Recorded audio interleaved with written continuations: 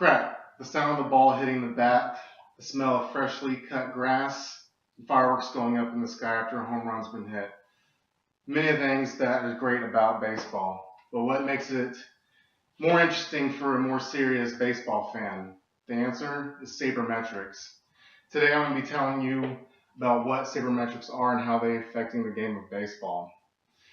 Firstly, the word saber came from the Society of American Baseball Researchers.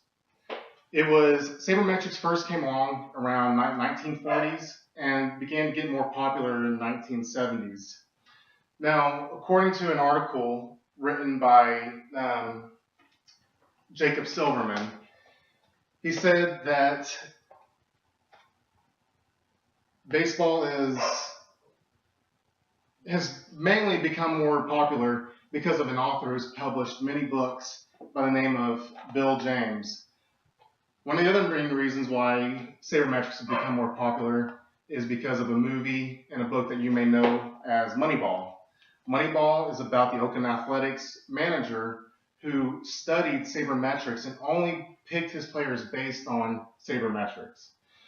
The way it's changing baseball these days is the baseball clubs are now employing people to study the specific advanced stats, which is also known as sabermetrics. So each team is hiring a person to study these players and evaluate them based on stats alone. Secondly, some of the more commonly used stats are for hitting, pitching, earned run average, hits, home runs, stolen bases, and strikeouts, wins and losses. The problem with some of these stats are that they can be outdated. With sabermetrics studies with a microscope on these stats. The problem with these stats is if a team is evaluating a player just based on pitcher's ERA, earned run average, or based on the batter's batting average. Let's say the batter hits a lot of home runs but strikes out a lot. So if the team looks at a person's home run statistic, they'll miss how often he strikes out. And if he strikes out a lot, he's going to have a poor batting average. So those are some of the many holes that can be missed when just looking at these normal, commonly used stats.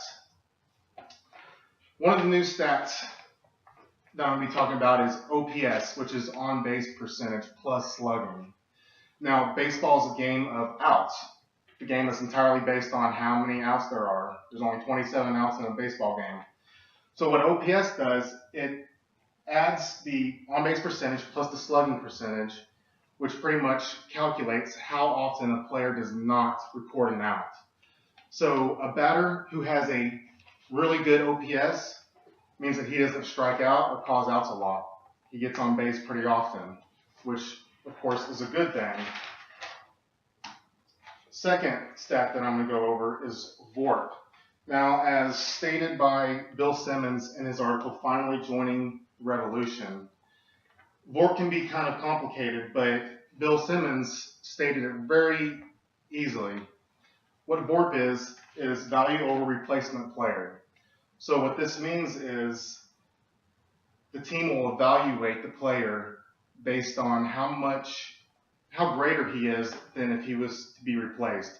So if a player has a VORP of 90.5 and his replacement player has a VORP of 50.5, well, the starter is obviously the greater choice because he can earn more runs, or if he's a pitcher, earn more outs. So that's how that is interpreted. The third stat is WAR, wins above replacement. What this means is how a player can individually affect their club.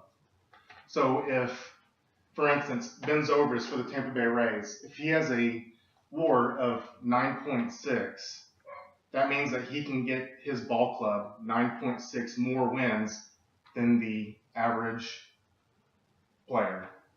If a player has a WARP of 2.5 and he has a WAR of 9.5, he'll have that club 7 more wins than his replacement. Now, in conclusion, baseball is America's pastime. There's many great things about the sport, and it's evolving every day. Although I'm not for all of the changes that's happening in baseball right now, like instant replay, or they're not allowed to have any collisions at the plate, which I'm totally against, I am totally for these sabermetrics, which is the advanced study of the statistics for individuals' play. So with that being said, in the article by Lou Capetta, are New Age numbers being replaced by common sense? I'll leave you with, baseball does evolve, and every time it does, it survives. Thank you. This is